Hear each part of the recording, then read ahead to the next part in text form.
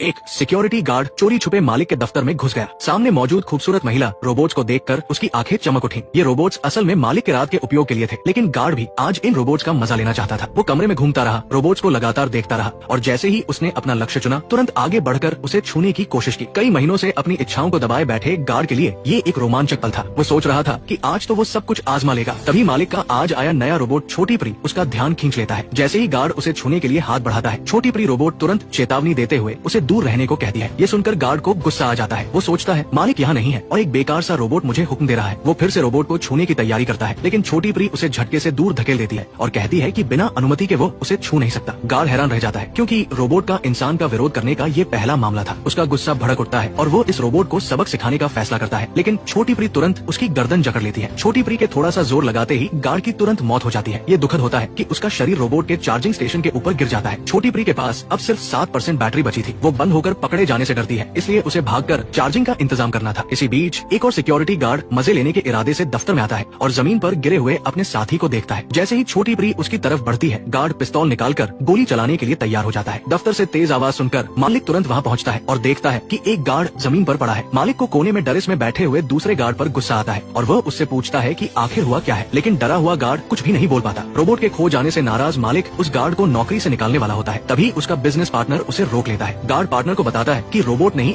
Guard को मारा और फिर चली गई, लेकिन मालिक को इस बात पर यकीन नहीं होता। उसे पता था कि सभी रोबोट्स में प्रोग्राम सेट किया जाता है कि वे इंसानों को नुकसान नहीं पहुंचा सकते। वो सोचता है कि गार्ड ने ही अपने साथी को मारा है और महिला रोबोट को कहीं छिपा दिया है, इसलिए वो रोबोट पर रिसर्च करने वाले डॉक्टर को मदद के लिए बुलाता है। डॉक्टर जांच के बाद उसे बताता है कि गार्ड को दूसरे गार्ड ने नहीं मारा है। जब रोबोट की बैटरी 10% से कम होती है तो वो खुद ही चार्जिंग के लिए बिजली का स्रोत खोजने लगती है। मालिक जानता है कि छोटी परी की बैटरी कम है, इसलिए वो कंपनी की पूरी बिल्डिंग की बिजली कटवा देता है ताकि छोटी परी की भागने की सीमा सीमित हो जाए। कंपनी के गार्ड्स छोटी परी को ढूंढने लगते हैं। छोटी परी, जिसमें अब खुद की समझ आ चुकी थी, सीधे एक एम्बुलेंस में छिप जाती है। गार्ड्स को कुछ नहीं मिलता। एम्बुलेंस में मौजूद दूसरे रोबोट ने भी उसे अपनी ही तरह का समझकर ज्यादा ध्यान नहीं दिया। एम्बुलेंस का दरवाजा बंद होते ही दुनिया का पहला खुद सोच सकने वाला रोबोट मानव समाज में प्रवेश कर जाता है। दूसरी ओर फोरेंसिक डॉक्टर दाशान अपने बच्चे के साथ छुट्टी पर जाने की तैयारी कर रहा होता है। तभी उसे अपने सीनियर का फोन आता है। वो उसे तुरंत अस्पताल जाकर गार्ड की लाश का मुआयना करने को कहता है। मजबूरी में दाशान को अपनी बेटी को कार में इंतजार करने के लिए कहकर जाना पड़ता है, लेकिन उसकी बेटी जो बहुत चंचल है, कार में कैसे रुकती। पिता के जाते ही वो खुद उतरकर एम्बुलेंस के पास आ जाती है। वो छोटी परी को एम्बुलेंस में अकेले चार्जिंग करते हुए देखती है। उत्सुकतावश वह उसे छूने के लिए हाथ बढ़ाती है। तभी छोटी परी अचानक मुड़ती है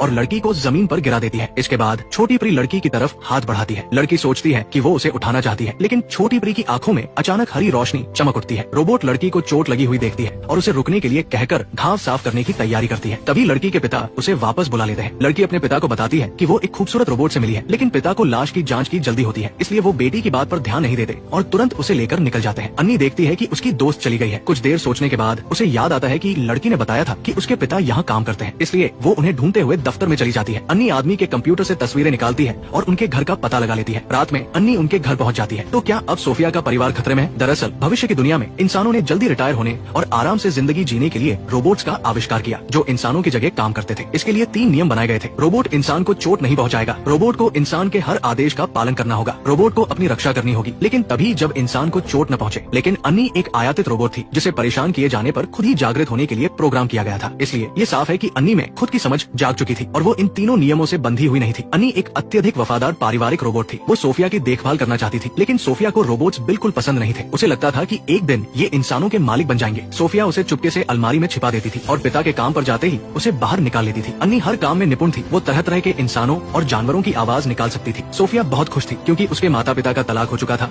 और वो अक्सर उनके साथ के बिना रहती थी। वो सिर्फ अपने भाई के साथ खेलती थी। अब अन्नी के आने से उसे जैसे फिर से माँ का प्यार मिल गया था। अन्नी भी बहुत खुश थी, लेकिन उसे पता नहीं था कि खतरा तेजी से उनकी तरफ बढ़ रहा था। रोबोट कंपनी के इंजीनियर ने अन्नी के शरीर में लगे फायरवॉल को तोड़ दिया और उसका लोकेशन ट्रैकर ढूंढ लिया। कंपनी के सीईओ ने तुरंत गुंडों के एक समूह को अन्नी को पकड़ने के लिए भेजा। इस समय अन्नी सोफिया के साथ लुकाछुपी खेल रही थी और उसे इस खतरे के बारे में कोई जानकारी नहीं थी। सोफिया के छिप जाने के बाद अन्नी उसकी खुशबू का पीछा करते हुए एक ट्रक में घुसकर उसे ढूंढने लगती है, लेकिन उसी समय ट्रक शुरू हो जाता है और अन्नी को अपने साथ ले जाता है। सीईओ द्वारा भेजे गए गुंडे तुरंत ट्रक को रोकते हैं और जब वे पीछे का दरवाजा खोलते हैं तो उन्हें कुछ माल के अलावा अन्नी का नामो निशान नहीं मिलता। सीईओ को पता नहीं था कि ट्रैकर को ट्रैक करते ही अन्नी को तुरंत अलर्ट मिल जाता था, इसलिए अन्नी ने बचने के लिए ट्रैकर को ट्रक में फेंक दिया था, जिससे गुंडों को खाली हाथ लौटना पड़ा। अब अन्नी सोफिया को लेकर घर आ चुकी है और डायनासोर की आवाज निकालकर उसे हंसा रही है। सप्ताहांत में जब सोफिया का भाई घर आता है तो वो ये आवाज सुनकर लगभग डर ही जाता है। सोफिया तुरंत अन्नी को आदेश देती है कि वो भाई को उसके सिस्टम में लॉगिन करवाए। सोफिया भाई को चेतावनी देती है कि वो पापा को अन्नी के बारे में बिल्कुल न बताए।